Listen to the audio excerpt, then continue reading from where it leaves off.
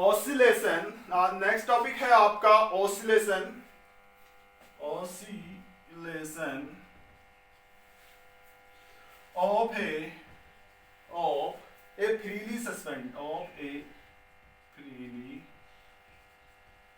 Suspend suspended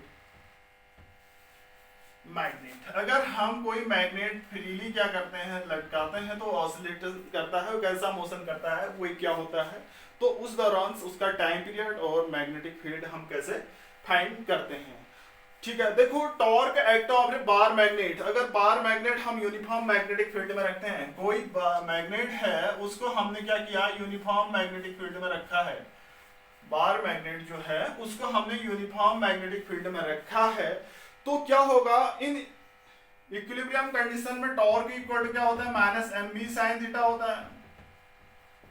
equilibrium condition की बात करते हैं, torque equal to minus M B sine theta होता है। कब, जब इक्विलिब्रियम में कब होगा, जब ये क्या, ये इसकी एक्सिस मैग्नेटिक फील्ड के एक्सिस के पैरेलल या उसके अलोंग अलाइन हो जाती है, तब उसका टॉर्क इतना होता है। और एक रिलेशन ऑफ पढ़ा था हमने क्लास 11th में रोटेशनरी मोशन में, अगर मोमेंट ऑफ इनर्शिया आई है उस बॉडी का और अल्फा क्या है, एंगुलर एक्सेलरेशन है, तो फर्स्ट इक्वेशन है, if a moment of inertia of a body is I and angular acceleration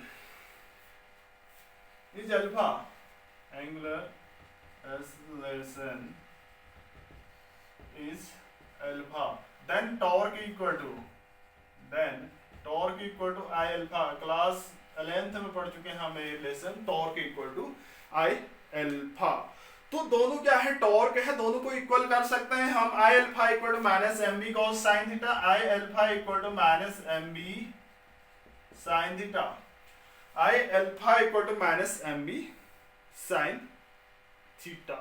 देखो अल्फा जो होता है क्या है, अल्फा जो होता है, ये भी क्लास 11th की बात पढ़ चुके हैं हम, second derivative of angular displacement with respect to time periods, ये पढ़ा है। देखो वहां पर हमने एंगुलर ओमेगा पढ़ा था, हमने क्या पढ़ा था, ओमेगा इज इक्वल टू क्या पढ़ा था, D theta upon D T. ये क्या है आपका एंगुलर वेलोसिटी है, और यहाँ पर एंगुलर एक्सेलरेशन को ये लिखते हैं हम, यानी D square theta upon D T square, यानी second derivative of angular displacement with respect to क्या, time. This is called angular acceleration. Putting this value in equations, यहाँ पर रखते हैं, इस अल्फा की वैल्यू यहाँ पर रखे हैं, तो आई अल्फा की value D square theta upon D T square is equal to minus M B sine theta लिख सकते हैं। रोटेशनरी मोशन क्योंकि रोटेट हो रहा है टॉर्क आपका यूनिफॉर्म मैग्नेटिक फील्ड में, तो इतना लिख सकते हैं। इक्वेशन एक्स दे देता हूं मैं इसको।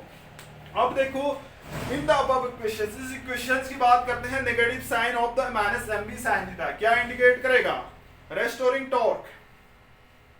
अब नेगेटिव साइन क्या, restoring torque is in opposite direction of deflection of torque. ये रेस्टोरिंग टॉर्क को शो कर रहा होगा। माइनस एम बी जो साइन थीटा है, ये क्या है, क्या इंडिकेट कर रहा होगा, restoring torque in the opposite direction of deflection of torque. Deflection of torque के अपोजिट डायरेक्शन में रेस्टोरिंग टॉर्क को शो कर रहा होगा।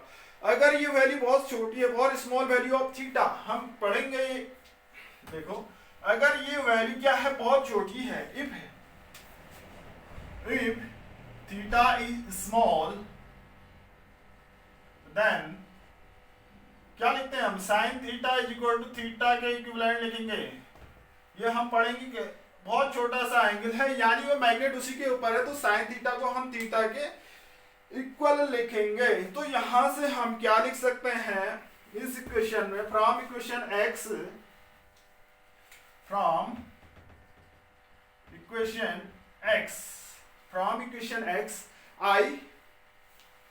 I into d square theta upon dt square, यानी derivative of angular displacement d2 theta upon dt2, ऐसा भी पढ़ सकते हैं हम इसको। तो यहां से क्या लिखेंगे, minus minus M B theta लिखेंगे, साइन थीटा की जगह थीटा लिखेंगे। तो इसके बाद D square theta upon D T square is equal to minus M B theta upon I लिख सकते हैं। ये लिख दिया मैंने इक्वेशन वाई, इक्वेशन वाई। देखो इस इक्वेशन y की बात करते हैं, D square theta upon D T square is equal to minus M B theta upon I. देखो हमने simple harmonic motion on comparing equation of simple harmonic motion, class 10th की बात करते हैं, सिंपल हार्मोनिक मोशंस पढ़ा है हमने। अगर कोई बॉडी आपकी सिंपल हार्मोनिक मोशन करती है तो उसकी इक्वेशन क्या होती है आपकी d2 क्या x, यहां पर डिस्प्लेसमेंट x है, d2 x upon dt2 equal to क्या होता है आपका minus omega square x, omega square x, या इसको हम क्या लिख सकते हैं d2 theta upon dt2 is equal to minus omega square theta. जब अगर एंगुलर डिस्प्लेसमेंट थीटा है तो ये एंगुलर डिस्प्लेसमेंट के टर्म्स में लिखा है हमने, कहां पर एक क्लास 11th की बात है, सिंपल हार्मोनिक मोशन। अगर इसको इसके साथ कंपेयर करते हैं तो क्या लिख सकते हैं हम यहाँ पर equation y comparing the equation of simple harmonic motions. Same लग रही है आपकी, सेम इक्वेशन है। तो यहां पर क्या लिखेंगे, तो यहां से क्या कंक्लूजन निकलता है आपका, अगर हम कोई फ्रीली सस्पेंडेड मैग्नेट है, वो सस्पेंड किया गया है तो उसके ऑसिलेशन करता है, वो कैसे ऑसिलेशन करता है, कैसा मोशन करता है, सिंपल हार्मोनिक मोशन करता है। यहां से ही प्रूव होती है इस इक्वेशन से। अगर हम कंपेयर करते हैं oscillation is freely suspended in a uniform magnetic field then क्या magnetic field are simple harmonic, ये सिंपल हार्मोनिक होता है। कंपेयरिंग द इक्वेशंस, देखो अब इसको कंपेयर कर देते हैं, कंपेयरिंग इक्वेशंस, इसको मैं z दे देता हूं, comparing equations y and z, दोनों इक्वेशन को कंपेयर करते हैं तो यहां से क्या बनता है आपका omega square is equal to omega square equal to M B upon I. This implies that omega is equal to square root of mb upon I। ये क्या करता है आपका सिंपल हार्मोनिक मोशन करता है जिसकी एंगुलर वेलोसिटी इतनी है, ठीक है। इसके बाद आता है नेक्स्ट, इसी में इसका टाइम पीरियड भी तो फाइंड कर सकते हैं, टाइम पीरियड ऑफ ऑसिलेशंस, यानी वो क्या कर रहा है freely suspend simple harmonic motion कर रहा है तो उसका टाइम पीरियड भी फाइंड कर सकते हैं। t इज इक्वल टू क्या होता है 2 पाई, मींस पूरा angular displacement upon time equal to distance upon क्या होता है वेलोसिटी होती है। तो time equal to angular displacement upon angular velocity, t to angular displacement 2 pi होगा। ये पूरा एंगल कितना घूमेगा, ये यहां से घूम रहा है यहाँ पूरा 360 यानी 2 pi upon angular velocity omega. Putting omega की वैल्यू रख देते हैं यहाँ पर, तो क्या लिख सकते हैं हम, ये तो आ गया 2 पाई इनटू क्या ओमेगा की वैल्यू रखेंगे तो ये रेसिप्रोकल हो जाएगा I अपॉन एम बी। तो ये तो है time period of the oscillation, ठीक है, time period of A oscillation, ठीक है, ये समझ में आ गया होगा time period of A oscillation. अब हमें बी फाइंड करना है, मैग्नेटिक फील्ड फाइंड करना है उसका, तो कैसे, स्क्वायरिंग बोथ साइड,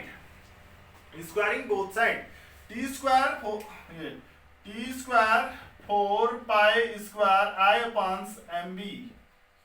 यहां से b फाइंड करेंगे, b is equal to 4 pi square I upon क्या एम टी स्क्वायर। ये तो मैग्नेटिक फील्ड होगा उस सिंपल हार्मोनिक मोशन का। यानी अगर हम क्या करते हैं, कोई मैग्नेट फ्रीली क्या करते हैं सस्पेंड करते हैं तो वो सिंपल हार्मोनिक मोशन करता है, उसकी एंगुलर फ्रीक्वेंसी इतनी है, उसका रिवोल्यूशन टाइम पीरियड इतना है, मैग्नेटिक फील्ड इतना है, ठीक है। साथ ही आपका oscillation of freely suspended magnet complete होता है। नेक्स्ट टॉपिक पढ़ेंगे हम द इलेक्ट्रोस्टैटिक एनालॉग।